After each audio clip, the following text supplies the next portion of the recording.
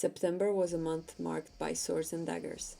First off, I'd just like to say a few words, as it's been a while since the last sword. These aren't sharp, as I can't ship them otherwise. They aren't forged, as they are sculptures of swords, not actual weapon. Some of them are commissions, and they are used as photo prop, meaning it would be just dangerous for them not to be dull.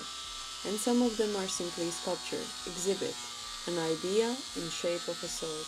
I'd also like to point out, it is advisable to be instructed before using angle grinder. It is important to use safety glasses and go slowly and carefully, as it can go south quickly. First time I tried making a sword was on the 5th year of the Academy of Arts, and the first sword I chose to create was a kind of antennenschwert, a leaf-shaped blade with a recognizable antenna on the hilt. A type of the late Bronze Age, continued in early iron swords of the East Hallstatt and Italy region. However, my approach to making of the sword, which I still have, was just wanting to have a huge sword. Bronze Age swords weren't typically very long, but I decided it doesn't matter at the time. I was using 6mm thick wires and welded them up together. I had to remove a lot of excess material. Iron is quite soft and easy to remove extra with angle grinder, but steel in the welding rods takes a lot more time. The sword was all iron, reaching 123 centimeters, all together in length. I wanted it to look very old, so I applied salted water for it to develop rust. There are many things I would change now, but it's been about 3 years now and I don't really want to change it anymore. However, recently I posted a full process of flame blade sword with terracotta handle, which was the first sword I've made after 3 years. It took a lot of time, so I wanted to try making something smaller. I also wanted to try sculpting wooden handles and see how they would feel.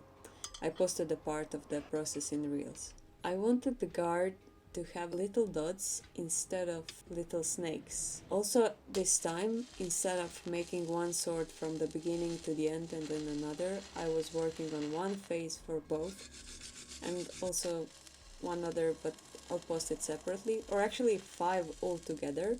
And so phase by phase, I felt I was significantly faster and I wasn't postponing the parts of the process. Preparations take a lot of time sometimes, for example for welding, having to wait for perfect weather and for that perfect hour of the day, taking the machine out, setting it up, as well as the desk, which is usually the floor. Such a waste of time for just a few seconds of actual welding. In conclusion, I really enjoyed trying something different, and I think I will give wood a chance as to a material for sculptures, but even though I was happy with how these turned out, I still think I can express myself with clay a lot better, and that terracotta is definitely a good material for a grip. Of course, as long as we are speaking of a sword as a sculpture and not as actual weapon. I've made terracotta handles for some larger pieces so far, and I think making a dagger with a detailed terracotta handle might be the next thing on my desk. Nevertheless, these swords are available and you can see more on my website.